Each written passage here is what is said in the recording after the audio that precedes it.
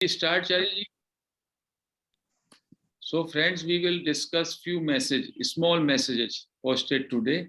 One was the quote from Maharshi, and that's very great quote. The greatest form of ego for an individual is to present himself as a teacher and become a guru. ये सब में बड़ी ego है कि कोई व्यक्ति अपने को टीचर माने या उसके मन में ये भाव आ जाए मैं गुरु, और ये बहुत जल्दी आ जाता है, और ये सब में बड़ा अहंकार है व्यक्ति का। इसीलिए जो बड़े से बड़े रियलाइज मास्टर हुए, उन्होंने अपने को टीचर और गुरु भी नहीं माना। एक गुरु शिष्य परंपरा के हुए उसको अलग कर दीजिए, अदरवाइज जिनके पास इतने लोग आते थे महर्षि रमन, उन्होंने अपने को कभी गुरु ही नहीं कहा। उन्होंने कहा सेल्फ इज योर गुरु। उन्होंने अपने को टीचर भी नहीं माना। कृष्णा मूर्ति, जिड्डू कृष्णा मूर्ति, उन्होंने कभी अपने को गुरु नहीं माना। वो तो वेस्टर्न वर्ल्ड में घूमते रहे, कहते थे मैं ऊपर भी इसलिए बैठा हूं ताकि आप सब लोग मुझे देख सकें, नहीं तो मुझे भी नीचे ही बैठना चाहिए आपके साथ, ऐसा बोलते थे। पेड़ों के नीचे कहाँ कहाँ क्लास लेते थे उस टाइम पे। So these were his words. So the person has to be so full of humility, और उसको कभी भी ये एज्यूम ना करे, उसके मन में ये भाव आ जाता है मैं टीचर हूं, मैं गुरु हूं। टीचर होना, गुरु होना, ये खुद एक घटना मात्र होती है, लेकिन यदि कोई मानता है अपने को, तो instead of elevating himself, instead of evolving, he is degrading himself. इसलिए स्पिरिचुअल ईगो को कहा वो सब में ज्यादा दुखद होता है, सब में ज्यादा भयंकर होता है। और हम लोग मास्टर बन करके, टीचर बन करके अपने को नुकसान ही पहुंचा रहे हैं। फिर this is the lesson what one should do. Teacher और गुरु तो जो है, गुरु की वाणी का बस हम चर्चा कर रहे हैं। चर्चा करने में क्या होता है, कहानी की किताब है, 20 लोग हैं और उनको सबको जो है उस कहानी में इंटरेस्ट है। चलो एक बंदा पढ़ो भाई, एक पढ़ो, बाकी सुनेंगे। So all are at equal level. That should be the kind of feeling. Gita का कोई पढ़ता है तो गीता का वो पाठ है, उसमें एक व्यक्ति है, उसने गीता सुना रहा है दूसरों को, दूसरे सुन रहे हैं, तो रियल गुरु की वाणी सुनाई जा रही है। बट यहाँ पे क्या होता है, धीमे धीमे विमूढ़ आत्मा जो है, अहंकारी पुरुष, वो अपने को टीचर मान लेता है, अपने को गुरु मान लेता है। उससे वो दिस इज एन ईगो, वो अहंकार है। ये जो है महर्षि रमन कह रहे हैं। महर्षि रमन ने कभी अपने को गुरु नहीं कहा। ए रियलाइज सेज रामकृष्ण ने भी कभी अपने को गुरु नहीं कहा। कोई व्यक्ति आया, उस पर उनको विशेष ब्लेसिंग हो गई, ठीक है, दैट्स ओके। तो दिस शोज कि कितना ह्यूमिलिटी होता है और कितना ह्यूमिलिटी होना चाहिए। वैसे भी टीचर मानना अपने को और गुरु मानना, ये आपकी इंडिविजुअलिटी का प्रतीक है, that you are a separate entity. Otherwise teaching is happening through you, that is all. एक घटना मात्र है। जब हम सब इकट्ठे होंगे, ए पढ़ेगा, ए नहीं पढ़ेगा, बी पढ़ेगा, बी नहीं तो कुछ रिकॉर्डिंग प्ले कर दी जाएगी, और सभी को उससे ज्ञान मिल रहा है। बोलने वाले को भी ज्ञान मिल रहा है, सुनने वाले को भी मिल रहा है, और चूंकि सारे के सारे लोग इकट्ठे हैं, इसीलिए ये घटना हुई है, ऐसा मन में सोचना चाहिए। This is one. एक मैंने इसी से बहुत छोटी कोट 2 दिन पहले भेजी थी। एक वास्तविक शिक्षक के, एक वास्तविक टीचर के क्या लक्षण है? स्वयं में स्थिर रहना, अपने में स्थिर रहे, अबाइड इन सेल्फ, सभी को समान दृष्टि से देखना, उसको सब लोगों में एक ही भाव रहना चाहिए, समदृष्टि, हर समय में सभी स्थानों और परिस्थितियों में अडिग साहस। ही शुड हैव फर्म करेज, साहस रहना चाहिए। कोई स्थिति अनुकूल हो, प्रतिकूल हो, किसी प्लेस पे गए, किसी स्थिति में आए, सब में उसके अंदर समता होनी चाहिए, समत्व होना चाहिए। टीचर में कोई डिस्क्रिमिनेशन नहीं होना चाहिए। उसके अंदर कोई अच्छे और बुरे का नहीं होना चाहिए, किसी को विशेष इंपॉर्टेंस दे, किसी को नहीं दे, ये टीचर का सही लक्षण नहीं है, अच्छे टीचर का। एक ईमानदार शिष्य के क्या लक्षण होते हैं? दुख दूर करने और सुख की प्राप्ति की तीव्र लालसा। एक अच्छे शिष्य का क्या लक्षण है?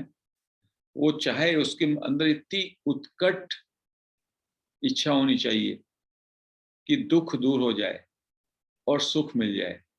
और सुख क्या है? यू आर द ब्लिस, आपका रियल स्वरूप ही सुख है।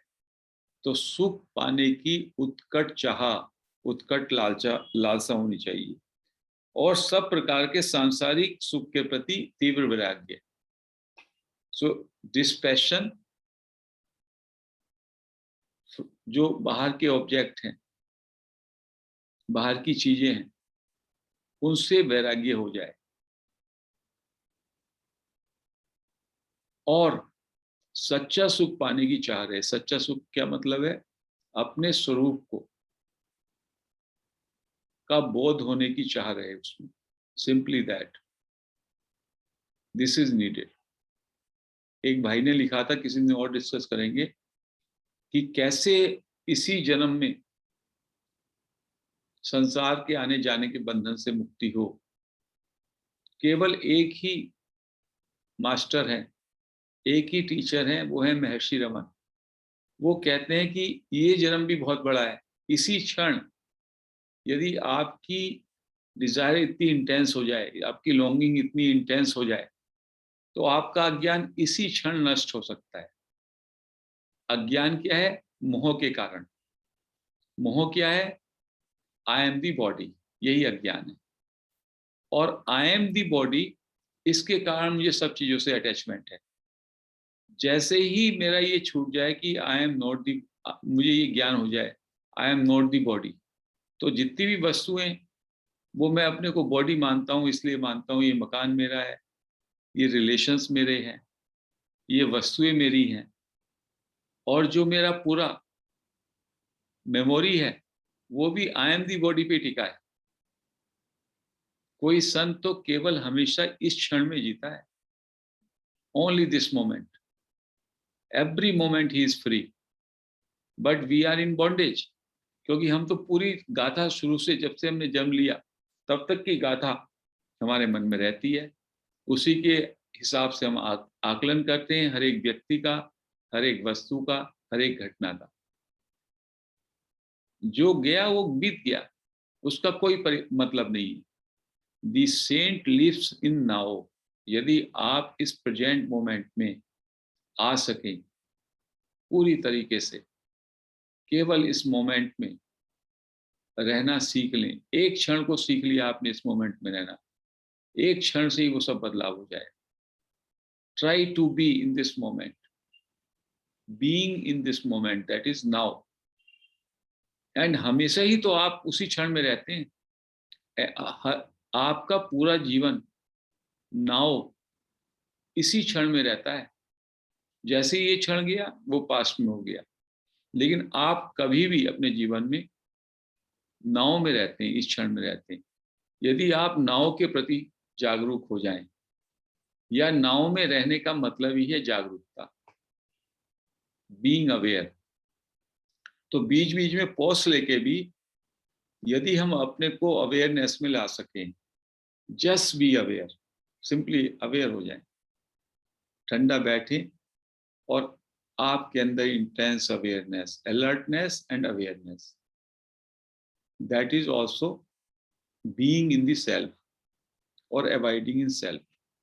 तो चाहे तो आप आई पे अटेंशन करके उस पे आते हैं, या ऐसे ही stop thinking, just be. Just be means be still,